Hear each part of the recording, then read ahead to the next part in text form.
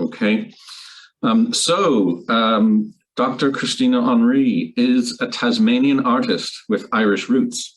Her ancestor, Mary Monks from Dublin, was transported to Australia aboard the Marquis Cornwallis in 1796. And subsequently, Mary was sent to Norfolk Island and then as a free woman onto Van Diemen's Land in 1808. In 2003, Dr. Henri became the honorary artist in residence at the Cascades Female Factory in Hobart, Tasmania.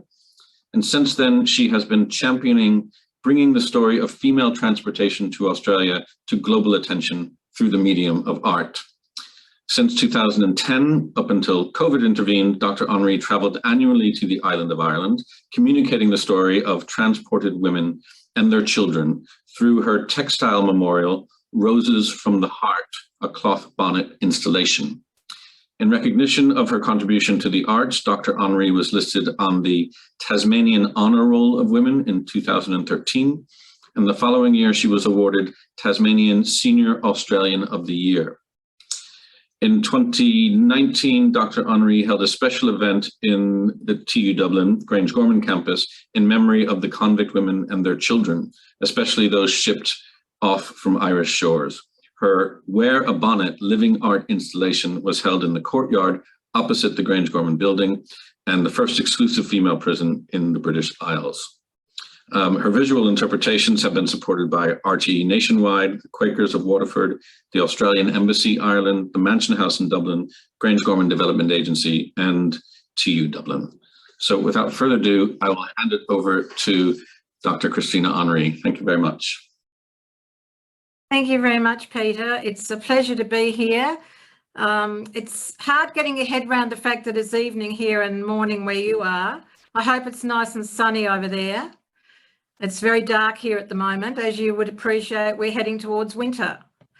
I am aware that in talking to you, my words will be not entirely focused on Grangegorman, simply because I want to explain to you how I got to the point of having the events that I did have at Grangegorman. So I hope you'll understand my meandering a little bit into how I got there. So in talking about my interest in Grangegorman, I need to first explain the journey that led to an association with the site. In 2003, I was completing my fine arts degree, and one of the subjects I enrolled in was the historical landscape. Within this module, the last site visited was the Cascades Female Factory site in Hobart. And although I'd driven past that place many times, I was unaware of its history. Unlike Grangegorman, at Cascades Female Factory in 2003, there was almost no physical structures left standing to bear witness to the site's legacy. What I learned during that initial visit was that convict women and their children had been received and detained within those stone walls. Opening in 1828 as a house of correction, the Cascades Female Factory continued on holding convict women and their babies long after transportation ceased in 1853. In 1877, staff and inmates at the Cascades Female Factory were transferred to the Campbell Street Jail in Hobart to facilitate the Imperial lunatics who required rehousing from the Port Arthur Penal Station following its closure that same year. In 1885, the two separate apartment blocks in Yard 3 at the Cascades Female Factory were demolished. And in 1879, a contagious hospital was established, which stayed open until 1900. The offices in the front of the yard remained intact until 1967. Quite recent, really. Both Grangegorman and the Cascades Female Factory's operations reflected the 19th century moral and penal philosophies. The choice of site for the Cascades Female Factory proved most unsuitable. They'd purchased the Lowe's distillery located at the foot of Mount Wellington in a narrow valley beside a rivulet on damp swampland. And this choice and further decisions, such as the height of the containment walls and additional tall buildings within the high-walled yards, along with subsequent expansions of the yards, led to the site's tragic history of ill health, suffering and death amongst the women and the children held there. Quaker prison and social reformer Elizabeth Fry championed convict women, and her reforms were reflected in both Grangegorman and the Cascades Female Factory. The Richmond Penitentiary at Grangegorman was founded on the principles of modern reform, advocated by both John Howard and Elizabeth Fry. On completion, as you know, the site was divided into separate halves, men and women, and thus it became the first exclusive female prison in Ireland and Britain. And it was used as a transportation depot for females sentenced to transportation to Van Diemen's Land between 1840 up until 1853. Elizabeth Fry was successful in organising the placement of Mrs. Marion Rawlins as the first matron at the Richmond Penitentiary in Grangegorman. And in 1823, she wrote to the British government asking for a separate prison in Van Diemen's Land for female convicts under the control and guidance of a respectable matron, and thus we saw the Cascades Female Factory emerge. I was drawn to the history of Grangegorman, especially in relation to the women and the children held there, and I wanted to understand their lives prior to transportation, the journey out, and their arrival within Van Diemen's Land and their treatment as convicts and their subsequent experiences. Back in 2003, following on from my visit to the Cascades Female Factory, I returned a week later and I offered to help promote the story of the convict women, using art as a vehicle to connect the community to this little understood story. My offer was accepted and I was given the role of honorary artist in residence, and thus began a 12-year association with the site. I used a variety of art forms to create interest in the lives of the convict women before conceiving the idea of bonnets as symbolism. My initial idea of using bonnets as imagery started with the christening bonnets, and they became a metaphor for the grief and sense of loss suffered by the convict mothers following the deaths of their babies at the Cascades Female Factory. There were many, many reasons for the infants' deaths, factors outside the control of the desperate mothers. At Narina Heritage Museum in Hobart, I came across beautiful lace and embroidered christening bonnets made by convict women for middle and upper class women's babies. And I created a work involving 900 silkscreen images printed onto A4 acetate sheets that hung suspended from 9 slender wooden boughs in rows of 100. At the time of producing this art, it was thought that approximately 900 babies had died at the Cascades Female Factory. This installation was included in my honours examination and subsequently displayed in the matron's cottage at the Cascades Female Factory in Yard 4. The visitor response was such that I decided to invite the public to take part in a major textile installation of cloth bonnets, cloth christening bonnets. Following on from my request, inviting Australians to stitch 900 bonnets, I received 1,800 cloth bonnets in the mail. And on International Women's Day, on the 8th of March 2004, 900 cloth bonnets were installed in the shape of a cross in Yard 1 at the Cascades Female Factory site, directly in front of the ground where once a chapel had been erected. This installation remained in situ there for a number of weeks before it began its travel to other relevant sites within Australia. And it was in 2007 that I decided that every woman transported to Australia, and all 25,566 of them, should have a cloth bonnet, acknowledging their existence. And so began my global project, Roses from the Heart. This project has taken me to many places across Australia and overseas. And in 2010, as Peter mentioned, I began journeying to Ireland and the British Isles. And up until COVID struck, I was visiting the island of Ireland annually and holding events across the country. I mentioned earlier that when I visited the Cascades Female Factory back in 2003 for that first time, I was unaware of the story of female convicts and I didn't know anything about female factories. My history lessons had only shone a light on the male convict transportation narrative. My understanding as such was the stigma of the moral condemnation heaped upon transported women, that this part of our two countries' connective history was shrouded by a veil of amnesia. Well, I'm sure you can imagine my surprise when in 2010, a friend of mine working on my family history shared with me that I, in fact, had 3 female convicts in my family. Again, as Peter mentioned, my great-great-great-great-grandmother, Mary Monks, born circa 1764, was sentenced to transportation to Australia. Records show she was a landholder in Dublin, and she was taken to Cork and shipped out from Cove aboard the Marquess Cornwallis. She survived the mutiny on board, arriving in New South Wales in 1796. From there, she was transported onto Norfolk Island, arriving there to meet an Irishman whose name was Thomas Crane, and the couple married and they had subsequently a family. In 1808, they were relocated aboard the Porpoise, arriving in Van Diemen's Land as free settlers.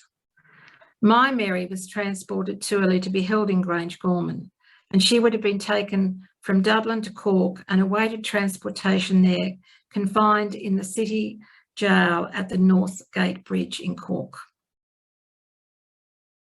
In 2010, I arrived in Cork, and I have to say it was a significant moment for me, standing at the quayside in Cove, imagining my Mary boarding ship and sailing far, far away out into the unknown.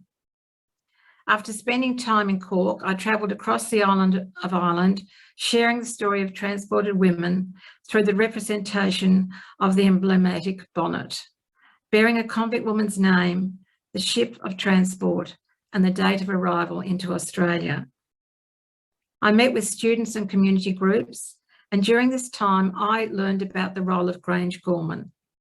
Convict women sentenced to transportation were taken to the Richmond Penitentiary, as many of you would know, on Grangegorman Lane, North Dublin, where they waited to board ships out of Kingston Harbour.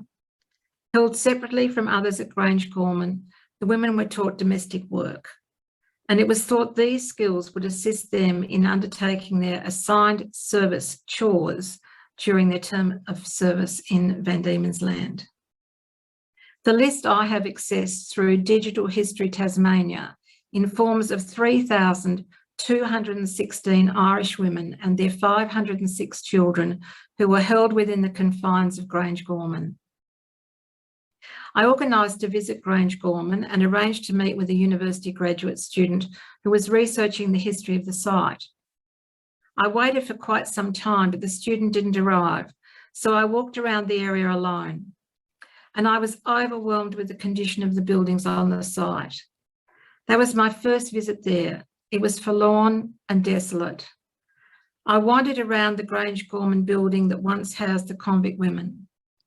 Dirty, broken windows, cobwebs, rubbish. Surprisingly, dotted in amongst all this neglect was a couple of occupied offices. I gazed through a window. Inside looked drab and uninviting, and there was no answer to the bell I rang. I was really upset. The deteriorating of the buildings, they really needed to repair, and I felt that all the human stories lying embedded within and around the unused stone structures really needed to be given a voice. Subsequently, I began following Grangegorman Development Authority's progress, and I became enthused to see the reinvigoration of the site. The Technological University of Dublin's expansion, commencing with 1,000 students in 2014, following the refurbishment of the North House, demonstrated Grangegorman having the ability to successfully develop as a prosperous urban quarter for Dublin City.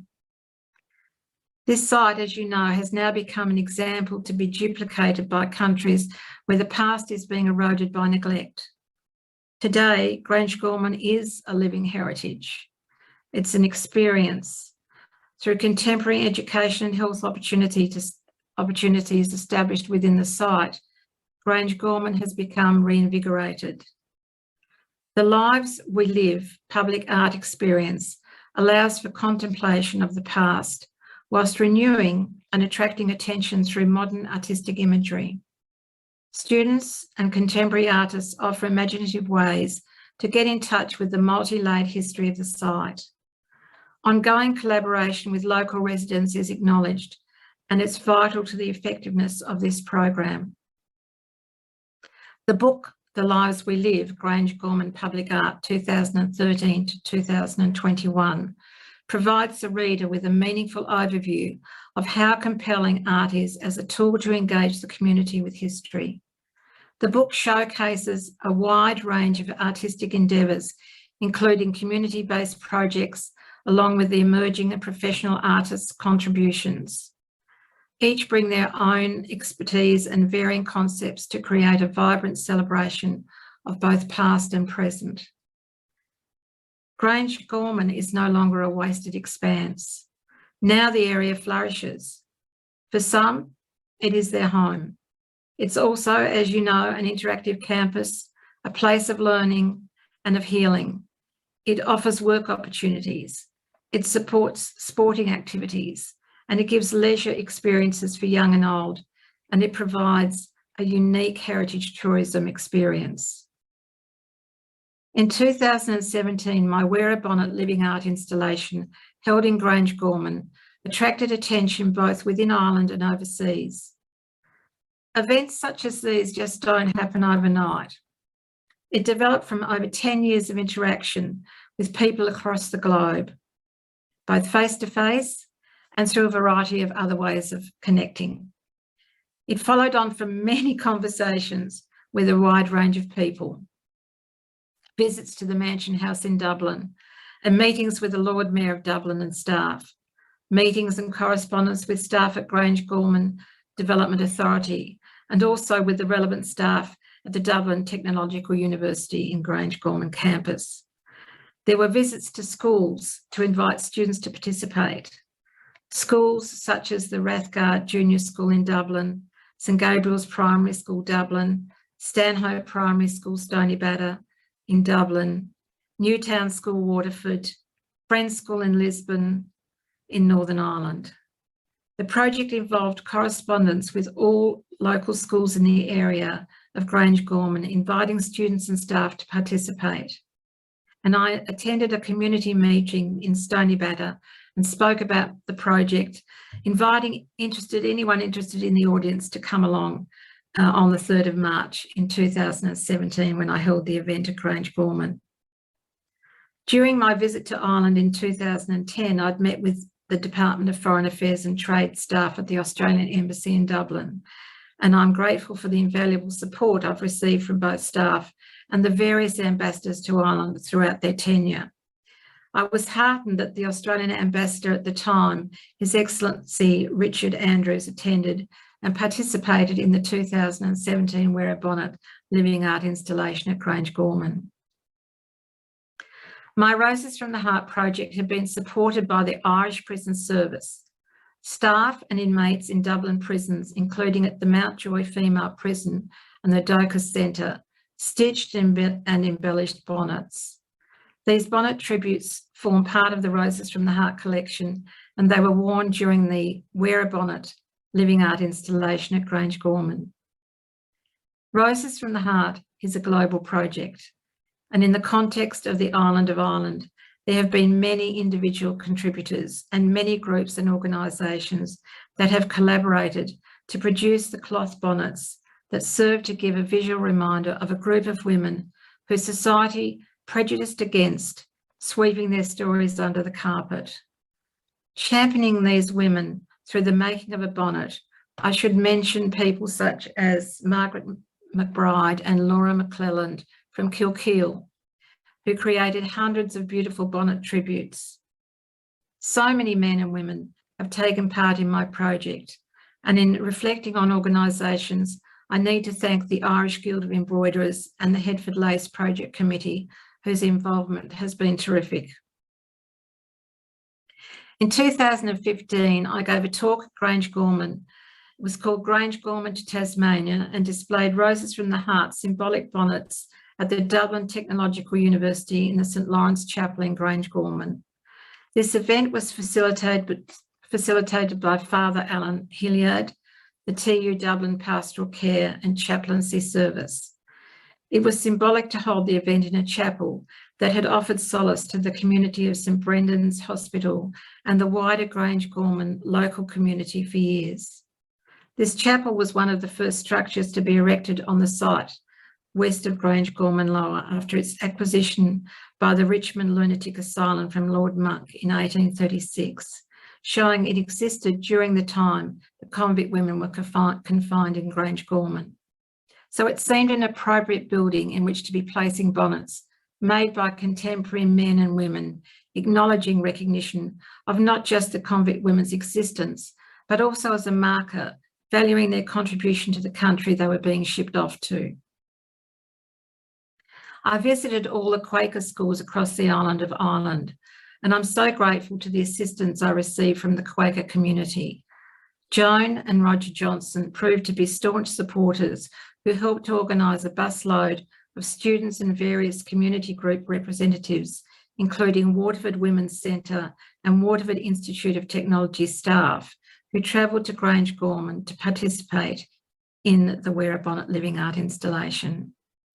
Through the help of David O'Brien and Kathy Wolfe, a busload of interested community were driven from Northern Ireland to Grangegorman to wear a bonnet and take part in an event that crossed boundaries.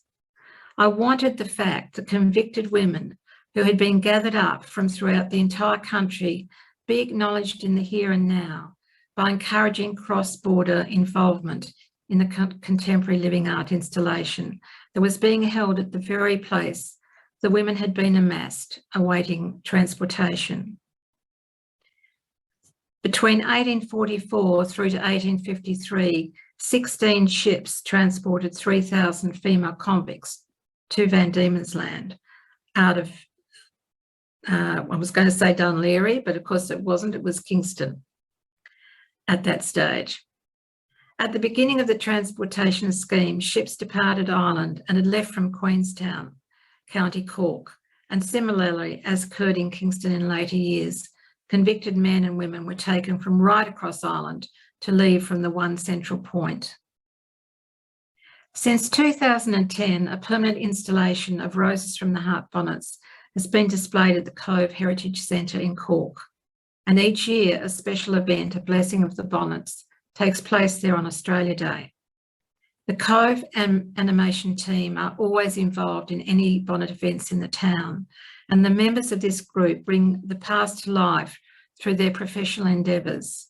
Their present adds a visual richness that evokes bygone days, whilst honouring the present. A number of Cove animation team members attended the Living Art installation at Grangegorman in 2017. RTE Nationwide gave exposure to my Roses from the Heart project through 2 different television documentaries, and the second of which captured the 2017 event in Grangegorman. One of the aerial photographs captured attendees wearing bonnets at the event.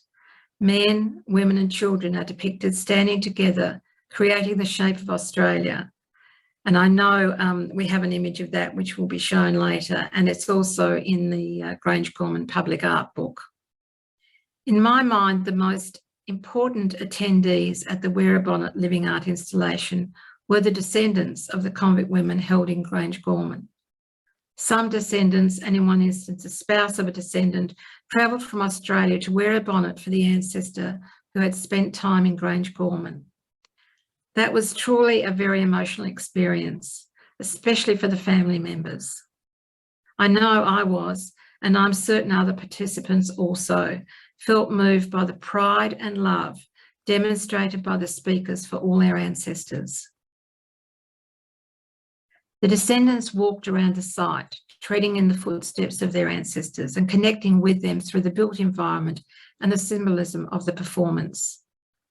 Wearing a bonnet commemorating the life of their very own ancestor was significant, and in true Irish fashion, the skies opened and the rain poured down and the wind blew, and we all held our wet bonnets as we gathered under umbrellas and listened as descendants shared stories, In photographs, I can be seen clutching onto a gold cloth bag. Inside this bag were many A4 pages filled with the names of the 3,216 women who had spent time at Grangegorman as convicts. I wanted each woman's name acknowledged, even if only through the fact that I was carrying them with me throughout the event. On the day of the event, descendants and others were able to walk through the large courtyard and into the clock tower building. Some of you will have walked down those white painted stairs accessed within the foyer that lead to the basement below. Opening a door at the foot of the stairs, one steps into another time. It's dark, it's damp, and it's cold. And the thing that got me the most was the seeping water that left marks on the wall. This is where one feels the isolation and the bleakness. Much easier to feel the women and their children's presence here than perhaps in other sections of the tastefully restored interior. Although the Richmond Penitentiary only partially remains, there is enough of this architectural structure to provide understanding of where the convict women were housed. The female matrons were in charge of the female prisoners awaiting transportation, and there was education and employment, often knitting and sewing and religious instruction. And this was major reform to the previous experiences that women and their children would have suffered in the county jails, such as Kilmainham, Wicklow, Crumlin, Downpatrick. I have visited all these jails, and in some of them I've held Roses from the Heart events. The jail at Downpatrick, now the Down County Museum, houses a permanent collection of the Roses from the Heart bonnet tributes, remembering the convict women held there. Although as far as I'm aware, I don't have any female convict ancestors myself connected to Grangegorman, but I do have a young convict lass who was held at the Cascades Female Factory, and she gave birth to a baby girl who died at the site. I know the compassion I feel for this ancestor and her baby daughter, and that emotional pain carries with me when I'm thinking of all those women and children who were held in Grangegorman, and I really do have a great empathy for their predicaments. When the Cascades Female Factory submitted their successful bid for World Heritage nomination in 2017, I was informed that my Roses from the Heart project had been included in the nomination, and I quote in part from a letter I received from Janine Cullen, Director of the Historic Heritage Assessment section. Your artistic works are an important way for us to demonstrate the relevance of the history of convict women on a global scale. The lack of physical fabric associated with the lives of convict women anywhere in the world is not sufficient reason to ignore their important history and contribution. I'm aware that Dublin City is under consideration by UNESCO to gain World Heritage recognition, and I'm convinced that island sites of transportation deserve a nomination, similarly as in Australia, where 11 separate heritage sites together form the World Heritage Australian Convict Sites. Within the island of Ireland, places relating to transportation would surely include ports such as Dunleary and Cove Harbours. Sites would include Grangegorman and Kilmainham Jail in Dublin, Spike Island in Cove and the Cork City Jail in County Cork, Wicklow Jail, Crumlin Road Jail in Belfast, and the Downpatrick Jail in County Down, just to name a few. Family history is the fastest growing pastime, and interest in now I'm going to get completely tongue-tied here. Interest in, you know, guys, you know what I'm trying to say. Interest in your family history fuels heritage tourism. Amongst the interpretations at Grangegorman, I would like to see the 3,216 convict women's memory being preserved through the visual expression of the Roses from the Heart symbolic bonnets featured in a permanent installation at the site. Linked with this, interactive communication through a database would allow descendants and family members and interested community the chance to share their knowledge of the Grangegorman convict women, building up a picture of their lives pre and post transportation. In conclusion, I would like to share stories of convict women held at Grangegorman. And I'll just check with Peter, how am I going for time? I hope we're good for time. Good for time? Awesome. Alicia Kelly was just a young girl born in Dublin, where she lived her early life. In March 1839, she was convicted of stealing a lady's cloak, and she was imprisoned in the Kilmainham jail for 5 months with hard labour. Her punishment included making food for prisoners in the jail. She was aged 8 years old at the time.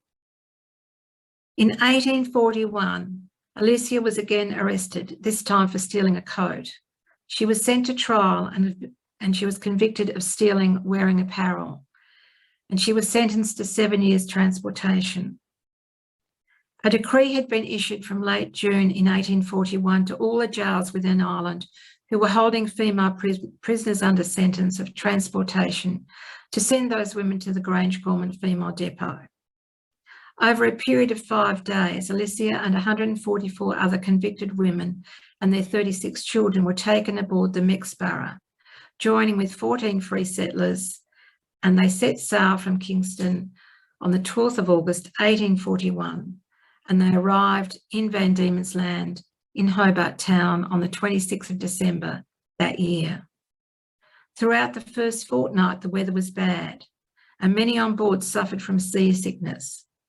Over the following 5 weeks, the weather improved, allowing the women and children access to fresh air for most of their days on the upper deck, and their health revived. They anchored in Simon's Bay in Cape Town for a week, and they took on sufficient water for the rest of the journey. After leaving the Cape, inclement weather saw the crew battling the roaring 40s winds through the southern Indian Ocean. They battled continuing gales and stormy seas until the ship reached Van Diemen's Land. On arrival in Hobart Town, the women and children appeared healthier than on embarkation. There had been 1 birth during the voyage, and 2 deaths of female convicts were recorded. Alicia was sent to the Launceston Female Factory, from where she was allocated to work for Mr. Stoneham. Free settlers needed justification to return a convict woman back to the female factory. Often reasons would include drunk and disorderly or disobedient to the master. However, on many occasions, research shows that returned lasses most likely were pregnant because a few months after arriving at the factory, conduct records show birth was given. Alicia received a 6 months hard labour sentence for being absent without leave and refusing to return to service on the 25th of October in 1844. 6 months later, in April, Alicia gave birth to an illegitimate child called Anne at the Launceston Female Factory. In colonial times, it was a crime to become pregnant out of wedlock, and all children of unions outside marriage were termed illegitimate. In time, Alicia was reassigned to a free settler, John Gardner. The couple married on the 6th of January 1847 in Westbury after applying for and receiving permission to marry. John owned Bentley Estate, an 800-acre property in Westbury. He was in business as a lime burner, a sought-after commodity used as mortar for building works. Alicia and John had 3 children, James, Peter and Joseph. Alicia died in Westbury in Tasmania, and by all accounts, she must have been a remarkably strong character.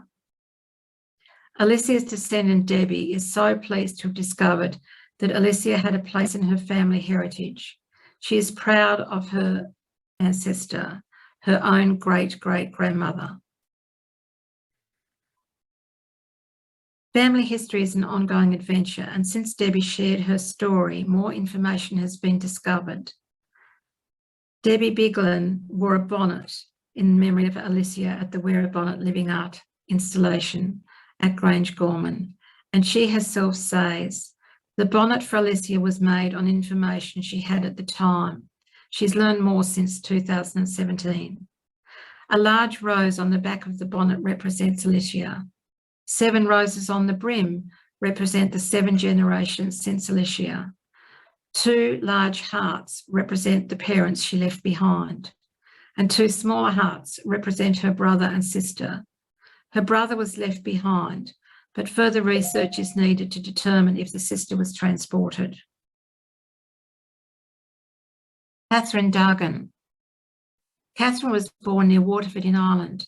She was convicted of arson along with 2 other girls, burning down an outhouse, and she was sentenced to transportation and arrived in Hobart Town on the 24th of February in 1853 aboard the ship the Midlothian.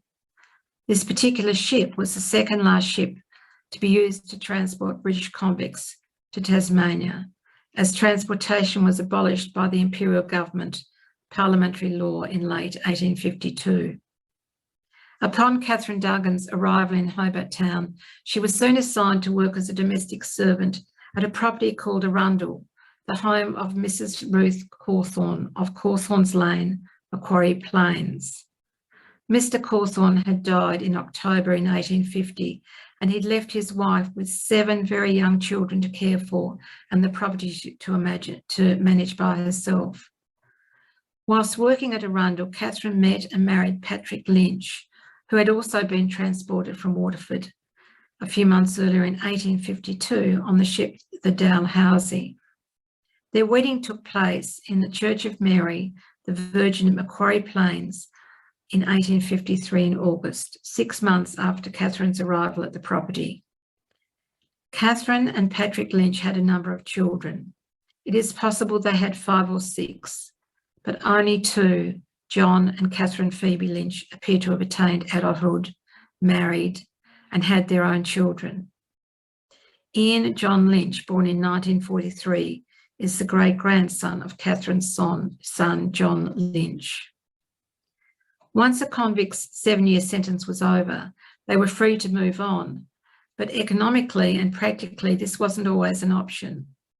In Catherine and Patrick's case, they stayed on the same original assigned property and later moving to another one close by, working as domestic staff and labourers.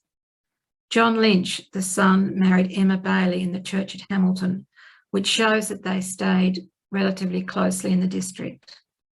Catherine Phoebe Lynch, his sister, married James Leonard, and this couple lived and worked their whole lives at Valleyfield in New Norfolk. At that time, the owner of Valleyfield, Robert Shoebridge, was a wealthy hop grower. It would seem that John Lynch and his wife Emma, and maybe his parents, Patrick and Catherine Lynch, all worked at Valleyfield because John and Emma Lynch named a number of their 9 sons after Robert Shoebridge's own children's names. In the old cemetery in New Norfolk, there is quite an impressive grave for Catherine Phoebe Leonard, who was the daughter of Catherine Duggan and Patrick Lynch. Patrick and Catherine Lynch were placed in the Cornelian-based Cemetery, Hobart, and the cemetery office gave descendant Ian Lynch the plot number. Grassed over, there was no impressive grave, no marker, no signage. 4 Lynch family members were all buried there. Patrick, his wife Catherine, and their 2 teenage daughters had all died within weeks of each other in 1886 whilst living at Mole Street in Hobart. Ill health and poverty had been with them at the end, and no one had any spare money to place a recognition plaque on their grassed over plot. But recently a marker plaque was placed there with their dates, recognising them as forebears. For 100 years or more, Catherine Duggan and her contribution to raising a family in the colony of Van Diemen's Land seemed to have drifted out of sight, but descendant Ian and his wife Rhonda, who shared this story at Grangegorman in 2017, say that with the Roses from the Heart Bonnets awareness and recognition through the project, Ian's ancestor, Catherine Duggan, is acknowledged and respected as the first of the family's ancestral line in Tasmania. The last lass I want to mention is Alice Julian. Meeting Alice Julian's descendants, Marie and Frank Holden, was such a memorable experience for me, and I'm appreciative that they shared the story of Alice with me. Alice was an Irish dairymaid from Kilkenny. She was one of 6 children and her parents were tenant farmers. At the time of her sentencing, the country was reeling from the dire effects of mass starvation and disease resulting from the Great Famine. Alice deliberately set fire to an unoccupied dwelling, hoping for a sentence of transportation. However, she was reprieved. Her second offence of stealing a gown and a handkerchief successfully secured her sought-after conviction. She was housed in the Grangegorman female depot, awaiting transportation. Along with 225 other convicted women and their children, they all set sail on the 8th of June 1852 aboard the Martin Luther. Alice stepped ashore in Hobart Town on the 1st of September 1852.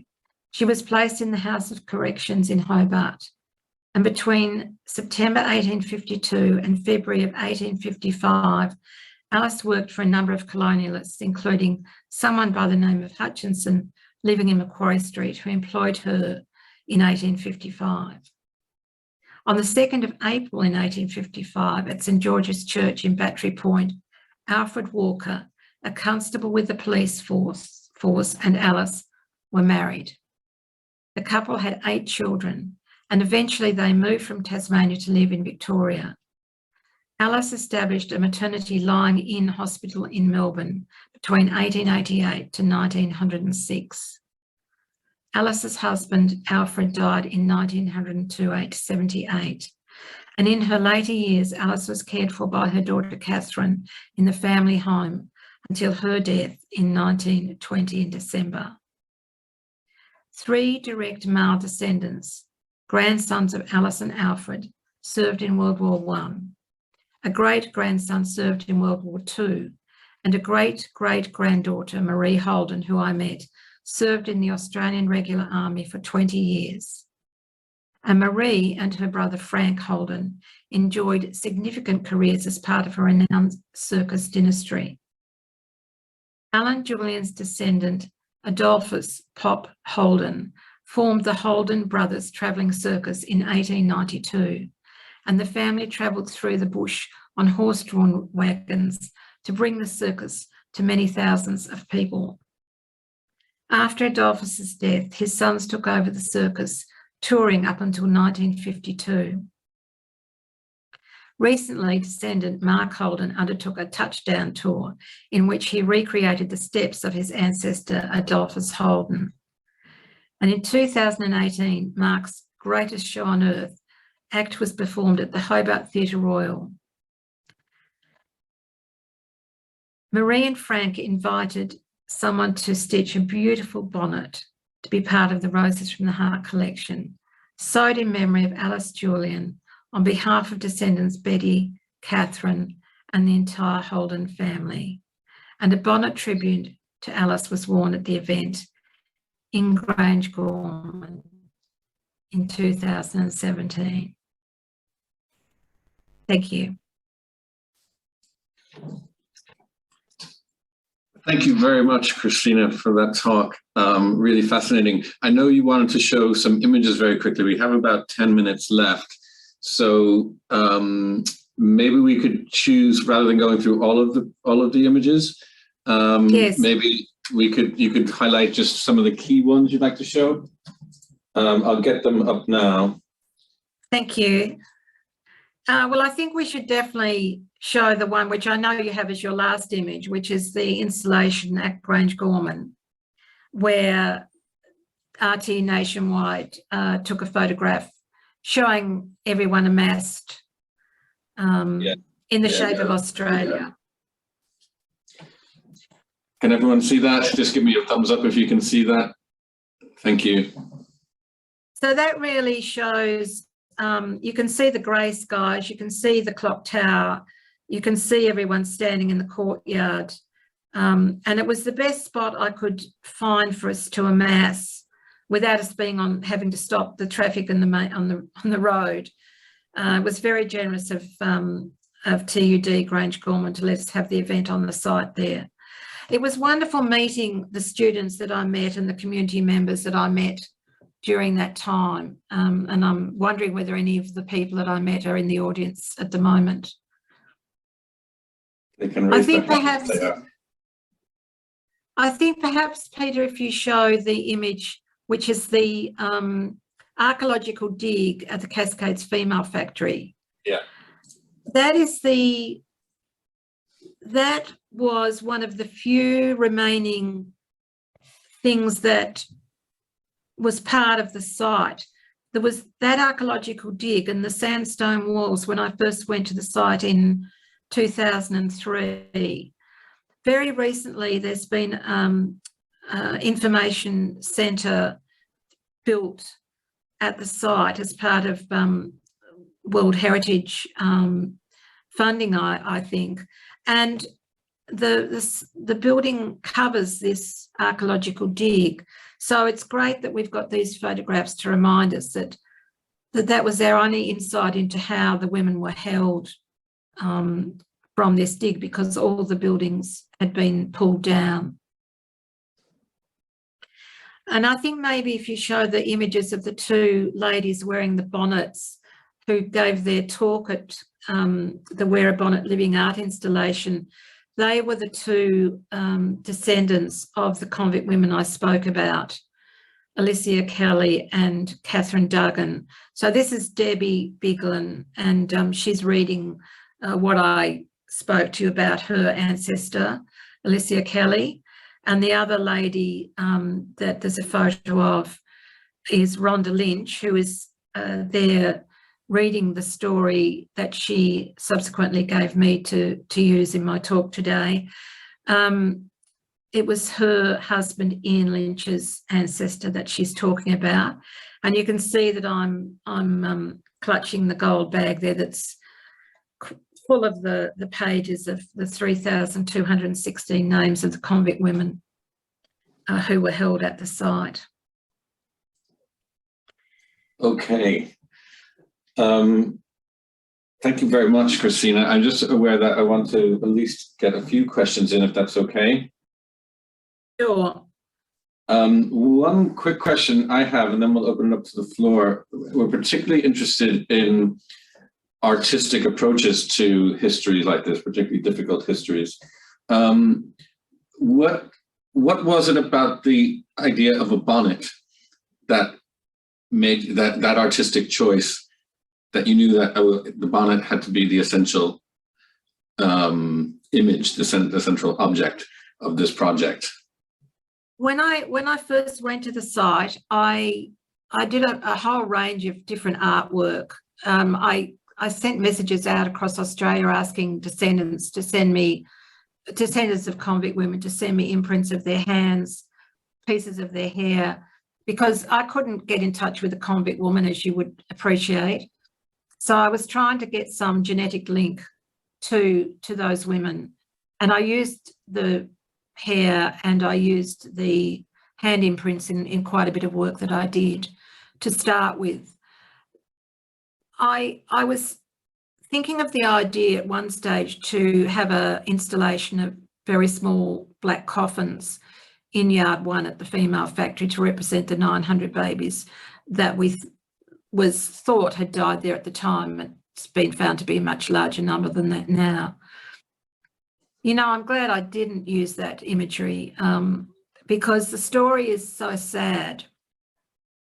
It's such a heart-rending story that I think to be able to talk about it using a piece of art that is kind and beautiful, like the fragile little christening bonnet that I ended up using as the symbolic tribute to those mothers' grief and the loss, the undignified way that those children were buried as well.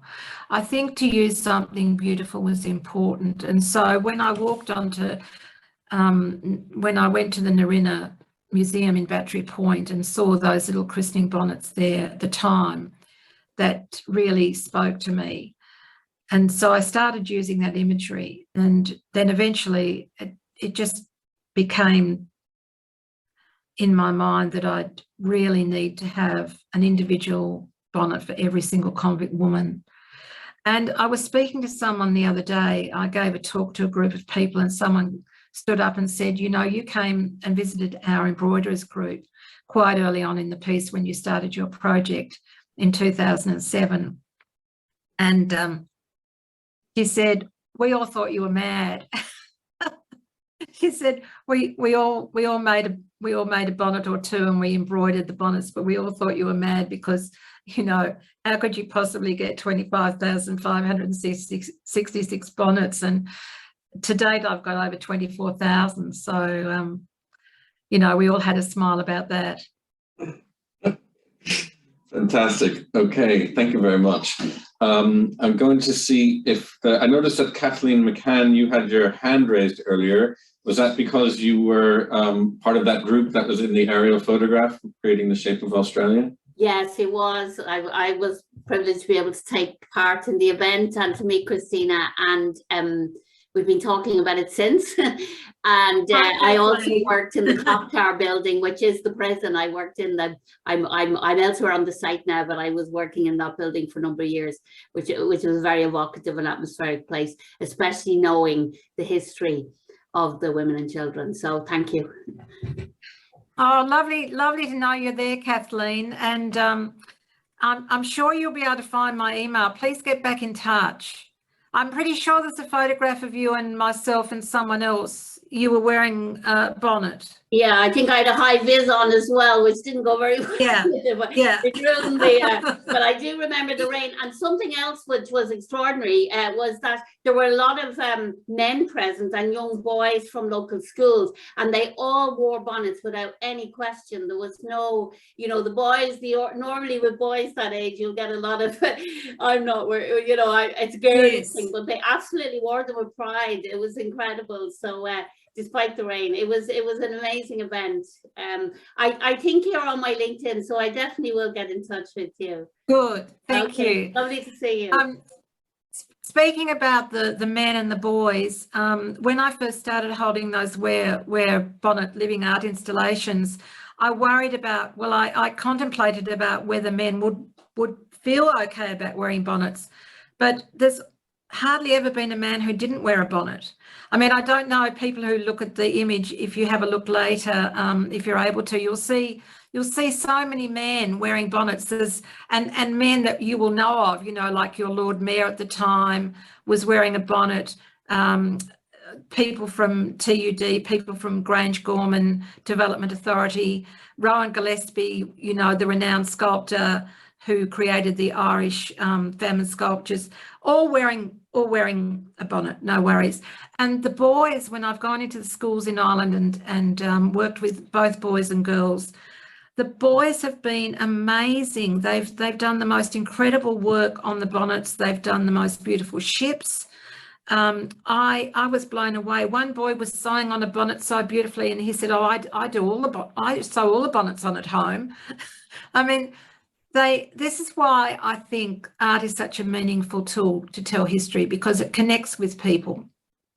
And to answer that question that I think, Peter, you asked me, all women at the time wore a bonnet, all women. And so using a bonnet is so symbolic. And the fact that you're sewing the bonnet also links you to the lives the women had at the time, because so many of them sewed. That's really interesting. I don't see any hands with questions, but so if you do have a question, please do raise your hand or put it in the chat box. There are some comments in the chat box. Lots of thank yous, captivating talk, such an interesting talk. Thank you so much. Thomas Lawler says, thank you for a very interesting and informative talk. Renewed my interest in Grangegorman and St. Brendan's, where I used to visit my great aunt from the late 60s to the 90s. She was not a convict, but sound of mind and body when placed there by her family. Oh, Thomas, that's sad, isn't it? I don't know, Thomas, do you want to join in there? You don't have to necessarily, but you're welcome to switch on your mic if you want to. Yeah, she was my great aunt, Aunt Liz, and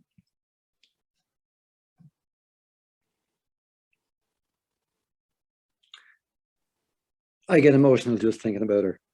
She was sharp as a tack. We used to visit her. We'd bring in our children when they had special occasions like making their communion or that, and she was so happy to see them. She read the paper every day. To get into the room that she was in, which was occupied by other people, there was about 6 or 8 beds in this massive room with a very, very high ceiling. To get in, you had to go up the stone steps.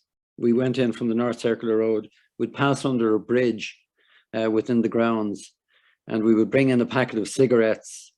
And every Sunday, it would be around about 12 o'clock, some of the people who would roam the grounds would be waiting there, and you'd give maybe 2 Sweet Afton or 2 Players cigarettes to each of them, and they would be so happy to get them. They'd come to the window of the car and they would walk away. Really tough, isn't it, Thomas? Tough to think about it. There were several other women in that same ward with her. You had to knock on the door, and the nurse would come after being attracted by some of the people that were there in the ward. And she would come with this massive key. There was a small hatch in the door itself where you could look through. She would unlock it and let you in. But there were other people there that were put in by their families, by their sons or their daughters, and they were just abandoned. Yes. Yes, well, we had a situation here in Tasmania where we had the asylum in New Norfolk, and exactly the same thing was going on there.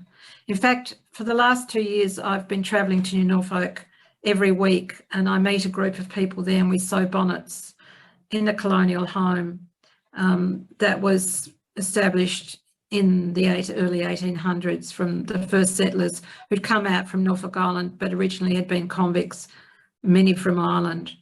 And my Mary monks had ended up in New Norfolk as well, living in New Norfolk. And I'm only just discovering that I've had family members who were in Willow Court, the Willow Court Asylum in New Norfolk, which is exactly the same experience. It was a hospital, it was an asylum, it was a place where people were put. Quite often they didn't need to be put there, they were just put there, especially women, just disposed of. Really sad. So I have a huge empathy for you, Thomas. Yeah, I'm sorry, I haven't had that reaction now.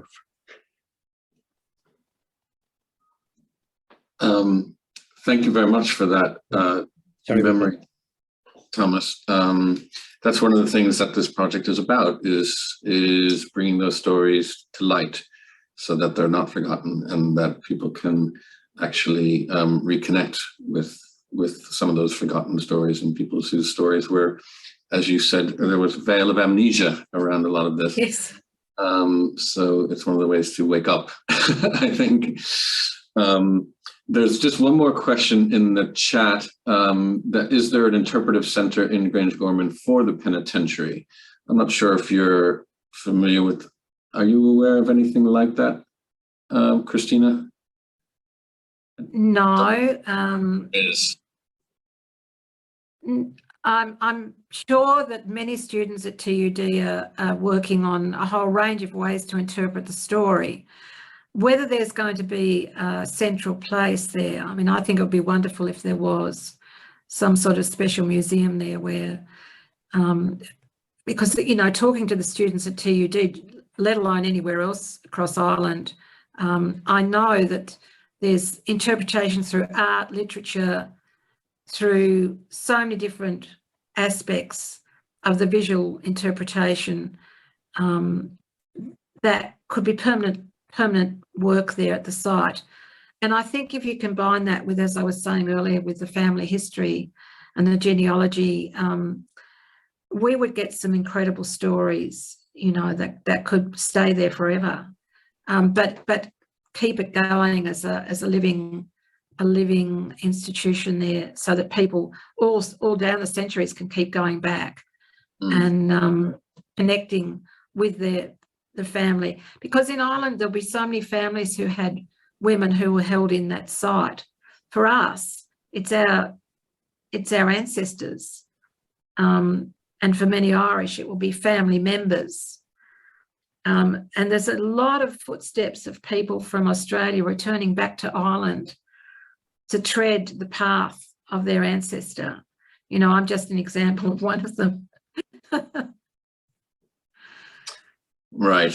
Well, we're nearly coming up to 10 past, so I think we're going to have to wrap it up there.